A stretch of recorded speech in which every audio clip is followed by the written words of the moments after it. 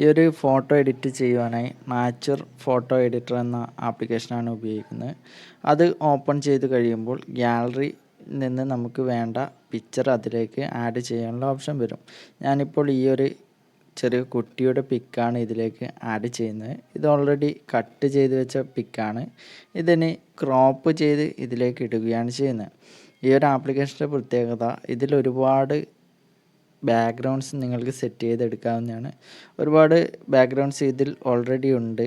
നിങ്ങൾക്ക് താല്പര്യമുള്ള ബാക്ക്ഗ്രൗണ്ട്സ് നിങ്ങൾക്ക് സെലക്ട് ചെയ്യാവുന്നതാണ്. അതിനുശേഷം ആദ്യമായിട്ട് അത് ക്രോപ്പ് ചെയ്ത് എത്രത്തോളം ഭാഗമാണോ ഇതിലേക്ക് ആഡ് ചെയ്യേണ്ടത് ആ ഭാഗം മാത്രം ക്രോപ്പ് ചെയ്തെടുക്കുകയാണ് ചെയ്യുന്നത്. അപ്പോൾ ഇങ്ങനെ ഡയറക്റ്റായിട്ട് ആ ബാക്ക്ഗ്രൗണ്ടിലേക്ക് ആഡ് ആവുന്നതായിരിക്കും. അതിനുശേഷം നിങ്ങൾക്ക് വേണമെങ്കിൽ ബാക്ക്ഗ്രൗണ്ട് ചേഞ്ച് ചെയ്യാനുള്ള ഓപ്ഷൻ ഇവിടെയുണ്ട്.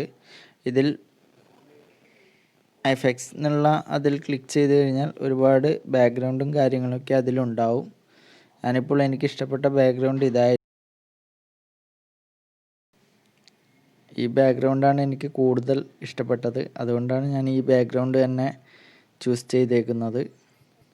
നിങ്ങളുടെ താല്പര്യമനുസരിച്ച് നിങ്ങൾക്ക് ഇഷ്ടമുള്ള ബാക്ക്ഗ്രൗണ്ട് ഇതിൽ സെറ്റ് ചെയ്ത് കൊടുക്കാവുന്നതാണ്. അങ്ങനെ സെറ്റ് ചെയ്ത് കൊടുത്തതിന് ശേഷം നമ്മൾ ആഡ് ചെയ്ത പിക്ക് അതിലേക്ക് കറക്റ്റ് പോർഷനിൽ സെറ്റ് ചെയ്ത് കൊടുക്കുക. നിങ്ങളുടെ താല്പര്യമനുസരിച്ച് ഈ പിക്ചർ മൂവ് ചെയ്യാനുള്ള ഓപ്ഷൻ ഇതിലുണ്ട്. ആ പിക്ചറിൻ്റെ മുകളിൽ തൊട്ട് കഴിഞ്ഞാൽ അത് ഏത് സൈഡിലേക്കാണോ മൂവ് ചെയ്യേണ്ടത് അങ്ങനെ മൂവ് ചെയ്ത് വെക്കാവുന്നതാണ്. അതിനുശേഷം സേവ് എന്നുള്ള ഓപ്ഷൻ കൊടുത്തു കഴിഞ്ഞാൽ അത് ഗാലറിയിലേക്ക് സേവ് ആവും.